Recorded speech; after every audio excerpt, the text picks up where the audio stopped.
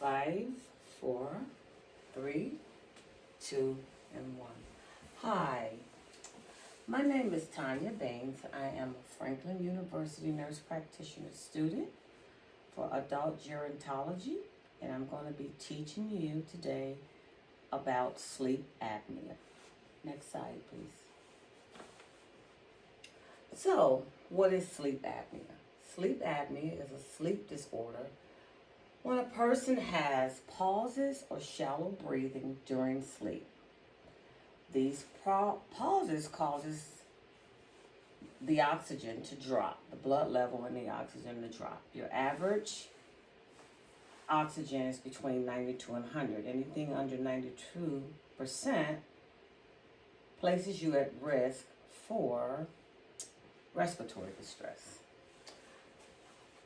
Sleep apnea also causes a person to wake up frequently during the night, which causes daytime sleepiness, fatigue, cognitive issues like difficulty concentrating, paying attention, and headaches from the lack of sleep.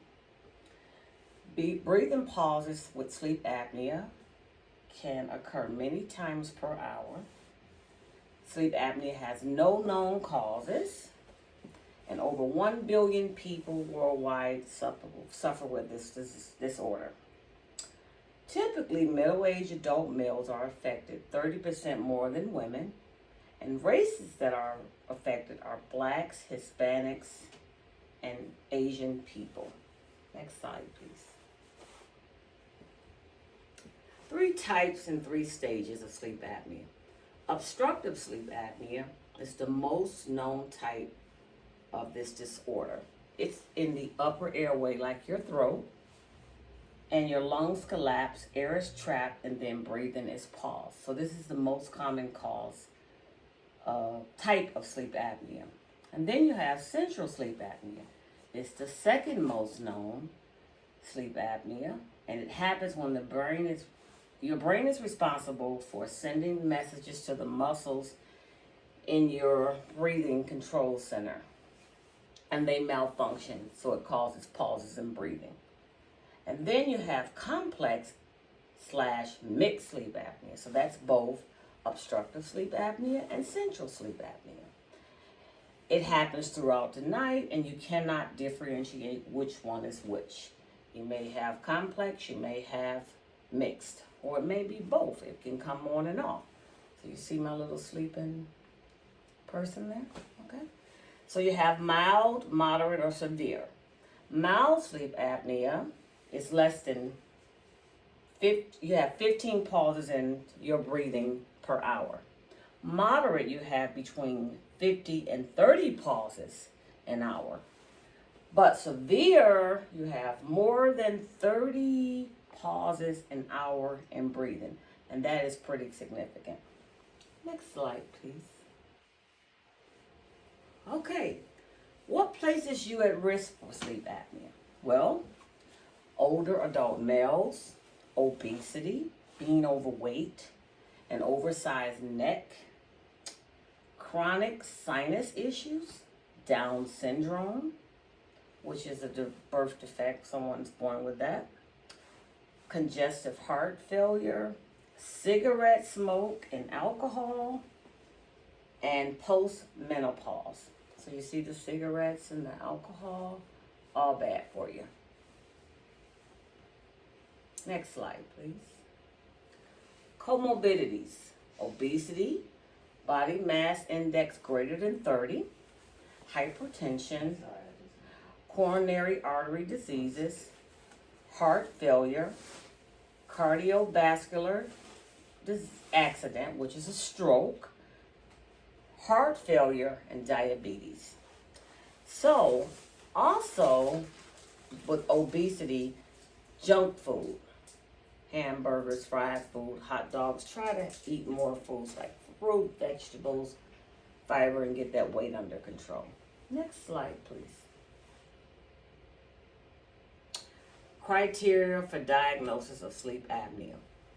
Observe pausing and breathing while sleeping. Someone that you live with, typically your spouse or significant other, they can tell you what better than you can. You wake up a lot of times trying to catch your breath. You may wet the bed. You may have morning headaches because you're so fatigued from not sleeping. Cognitive decline, loud snoring with pauses in breathing, tiredness even when you got 8 hours or more of rest. And the way in which you diagnose it is a polysonometry, which is an overnight sleep study. This is the gold standard test for diagnosis. So if you feel like you have it, you need to get a sleep study. So you see this guy here, he's so tired at work.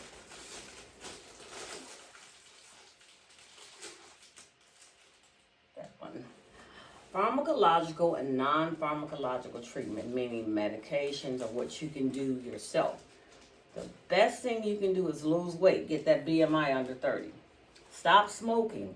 Stop or decrease alcohol consumption. Do not take sleep aids or opioids before bedtime. And if you are diagnosed with sleep apnea, you need to use what we call a CPAP, which is a continuous positive airway pressure that pushes air into your lungs and help you to breathe through. Also, CPAPs come in two sizes, two different ways. This guy here has the whole mask. A lot of people find that very distressing. So they will use the nozzle ones, the ones that goes up your nose. And get at least 8 hours of sleep nightly. Next slide, please. In closing, sleep apnea affects billions of individuals in the country and is treatable with proper treatment like CPAP and curable with exercise and weight loss. So why not? Try to lose the weight, get your BMI under that 30, and eat healthy. Untreated sleep apnea causes your blood pressure to elevate. It increases your risk for heart attack, stroke, type 2 diabetes, respiratory distress, cognitive issues, which that cloudy mind sometimes you feel, increased risk for car accidents due to daytime sleepiness. So early treatment is critical for patients' health and safety. Thank you for listening to my presentation. Next slide, please. If you would like to look up any of these studies, these are evidence-based, peer-reviewed articles that you can look at and learn all about sleep apnea. Thank you for having me.